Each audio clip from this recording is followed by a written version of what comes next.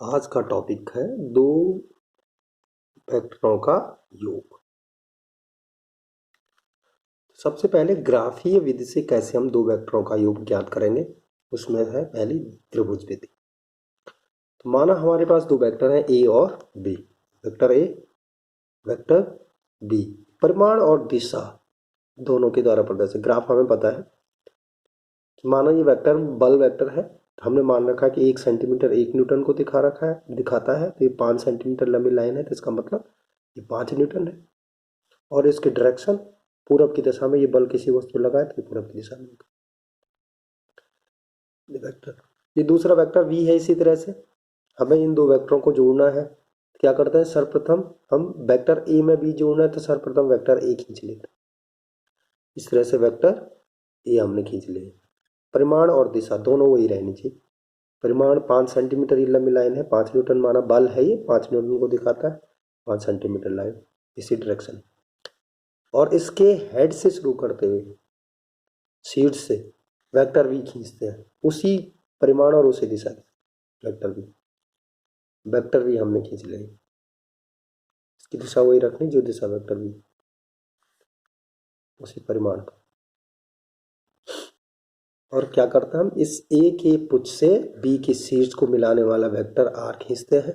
ये vector r, और यही वेक्टर r a और b के योग को दिखाएगा। यानी इसकी हम लंबाई नाप लेंगे और जो पैमाना हमने मान रखा है कि 1 सेंटीमीटर कितने को दिखाता है, जितना सेंटीमीटर आएगा उस हिसाब से हम इसका कैलकुलेशन निकाल लेंगे तो इसका परिमाण पता लग जाएगा। और डायरेक्शन इसकी यही होगी। ए वेक्टर के डायरेक्शन के साथ हम देख सकते हैं कितना एंगल बना रहा है, ये यहाँ से निकाला जा सकता है। जितना एंगल ये होगा, एंगल नाप के हम बता सकते हैं कि ए के साथ कितना एंगल बनाते हुए रिजल्टेंट आएगा। तो ये ग्राफीय विधि। हम इस प्रकार से भी कर सकते हैं कि पहले v वेक्टर खींचेंगे यहाँ से, फिर इसके हेड से शुरू करते हुए वेक्टर a खींचेंगे और फिर इसके शीर्ष को वेक्टर a के शीर्ष से मिला लेंगे। देखो सेम ये डायरेक्शन आएगी। वेक्टर v यदि खींचते यहाँ से पहले तो वेक्टर v ऐसे जाता है, इसी के पैरेलल जाता है यहाँ से वेक्टर v, फिर वहां से वेक्टर a खींचते तो ये पैरेललोग्राम पूरा हो जाता है इस तरह से। तो रिजल्टेंट फिर से a आता। इसका अर्थ हुआ कि a में b जोड़े या b में a जोड़े, रिजल्ट हमें r ही मिलेगा।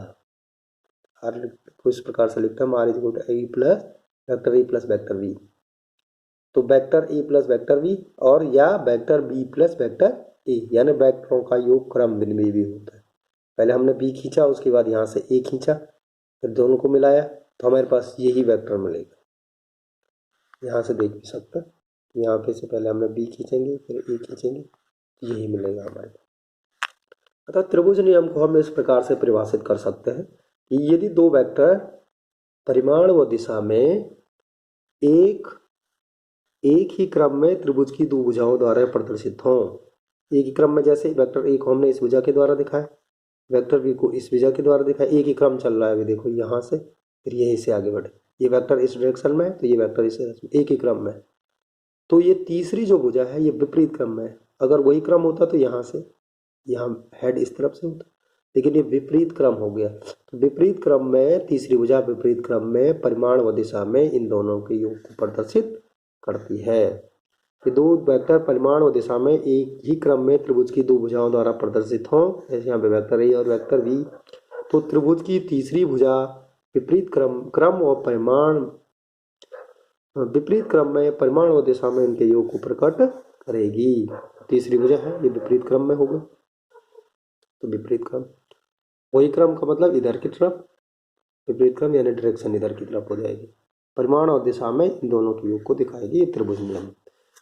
इसी तरह हम समांतर चतुर्भुज विधि, तो जो दो वेक्टर हमारे पास थे कि किस समांतर चतुर्भुज की संलग्न भुजाएं परिमाण और दिशा में दिए गए दो वेक्टरों को प्रदर्शित करें। ये समांतर चतुर्भुज की एक भुजा ए वेक्टर को दिखा रही है, दूसरी भुजा बी वेक्टर को दिखा रही है। यानी दो वेक्टर हमें जोड़ने हैं। हम क्या करेंगे, एक वेक्टर खींचेंगे, फिर दूसरा वेक्टर खींचेंगे v वेक्टर उसी बिंदु से, ठीक है ना, और इसको समांतर चतुर्भुज की दो भुजाएं मानते हुए समांतर चतुर्भुज पूरा करेंगे।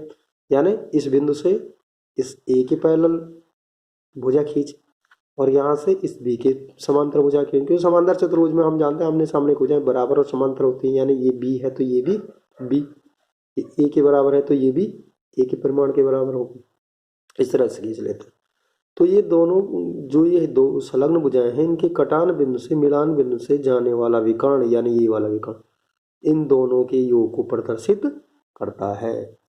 तो किसी समांतर चतुर्भुज की संलग्न भुजाएं परिमाण व दिशा में दिए गए दो वेक्टरों को प्रदर्शित करे तो समांतर चतुर्भुज का उस बिंदु से गुजरने वाला विकर्ण, उस बिंदु से यानी जिस बिंदु से दो संलग्न भुजाएं ये जा रही, इसी बिंदु से जाने वाला विकर्ण, क्योंकि दूसरा विकर्ण ये भी होगा, ये नहीं दिखाएगा, ये उस बिंदु से गुजरने वाला विकर्ण परिमाण दिशा में उन दोनों वेक्टरों को योग को प्रदर्शित करेगा।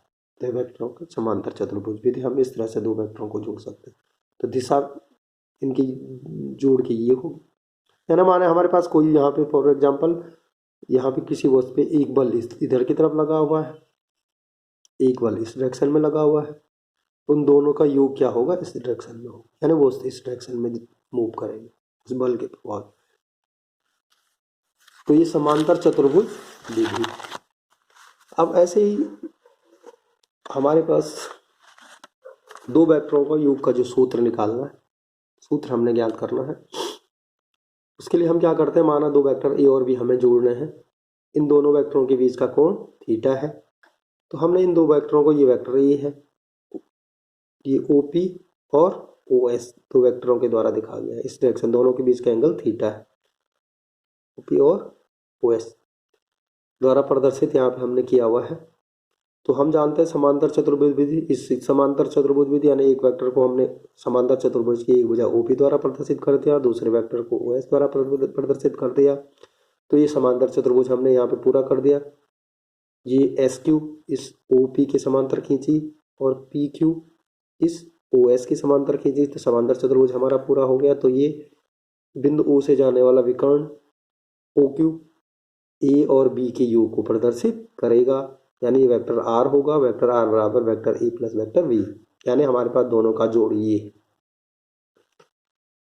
तो ये ज्ञात करने के लिए सबसे पहले हम क्या करते हैं, Q से इस OP भुजा को आगे बढ़ाया, इस पे लंब डाला QE। तो हम इस वाले समकोण त्रिभुज में देखें OQE, इस वाले समकोण त्रिभुज में हम जानते हैं कर्ण का वर्ग यानी OQ का वर्ग बराबर आधार का वर्ग OE का वर्ग धन लंब का वर्ग QE का वर्ग।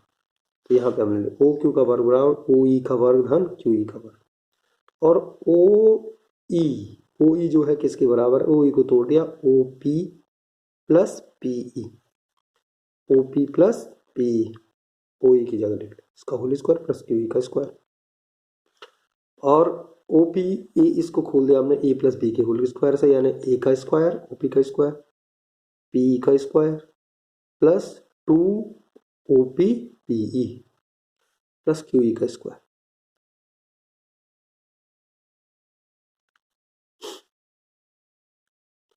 तो इस तरह से हमने इसको खोल दिया, और इसको OP का स्क्वायर PE का स्क्वायर धन QE का स्क्वायर, इसको एक साथ लिखा यहाँ पे देखो, OP का स्क्वायर P का स्क्वायर धन QE का स्क्वायर, P का स्क्वायर धन QE का स्क्वायर।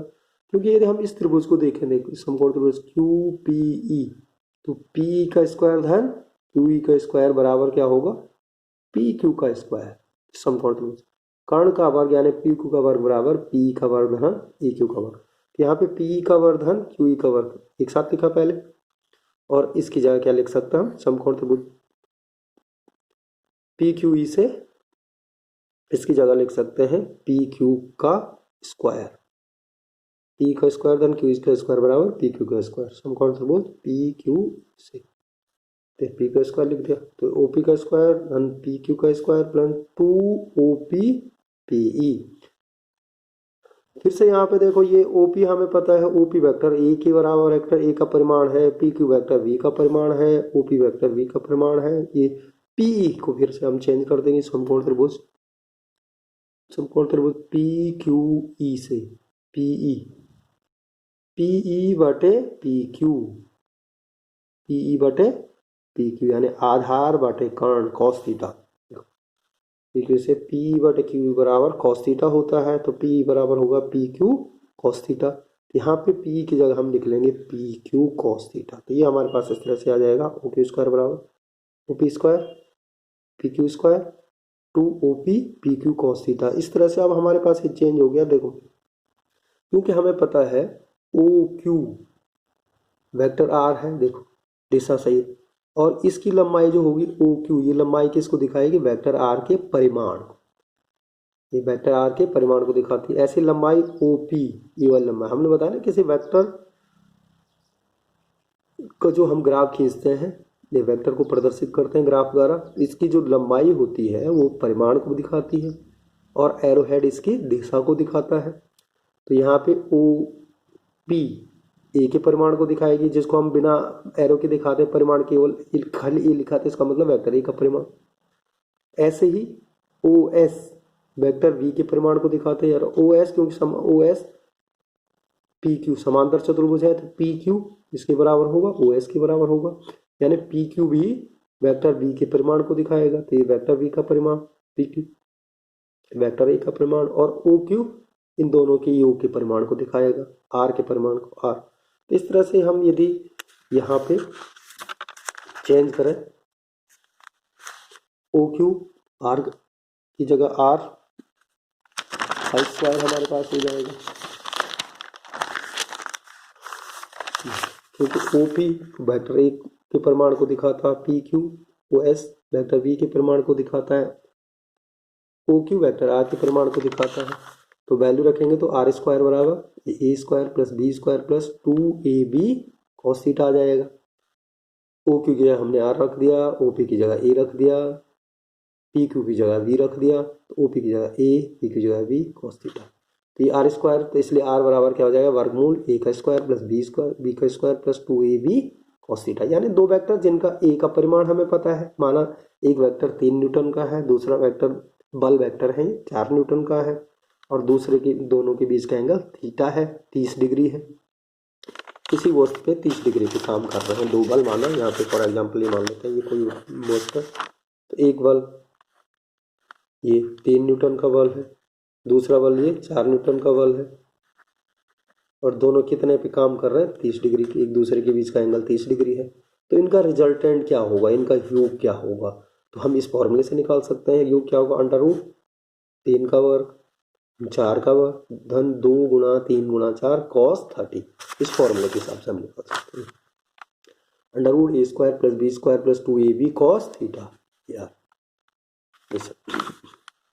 तो ये तो बात हो गई परिमाण कितना होगा दोनों के योग का, और क्योंकि वेक्टर बिना दिशा, जहाँ तक दिशा नहीं बताएंगे जानकारी अधूरी होगी, तो वेक्टर आर ए की दिशा से अल्फा एंगल बनाए, तो समकोण त्रिभुज ओ क्यू ई से फिर से देख सकते हैं अल्फा एंगल। यदि वेक्टर आर, यहाँ पे हमने ये दिखाया वेक्टर आर, ये वेक्टर आर तो ये अल्फा एंगल बना रहा है ए के साथ, ए की दिशा ये पूरब है, तो ये पूरब से कितना एंगल बनाएगा, ये अल्फा निकाल सकते हैं।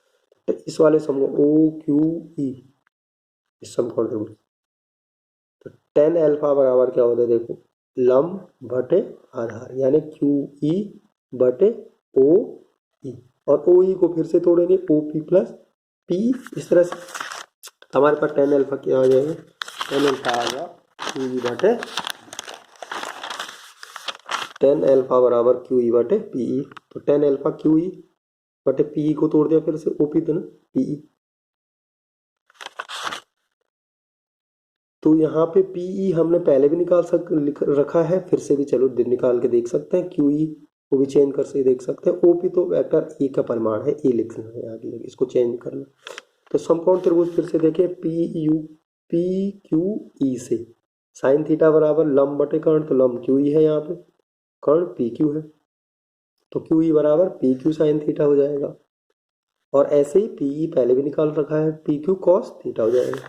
यहाँ पे लिख देंगे पी क्यू ई की जगह पी क्यू साइन थीटा, और पी ई की जगह पी क्यू कॉस थीटा, ठीक है ना। और पी क्यू हमें पता है वेक्टर बी का परिमाण है, बी ओ पी हमें पता है वेक्टर ए का परिमाण है।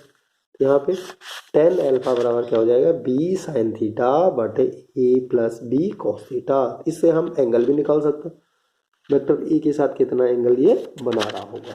तो ये एंगल भी इस तरह से हम ज्ञात कर सकते हैं। Thank you.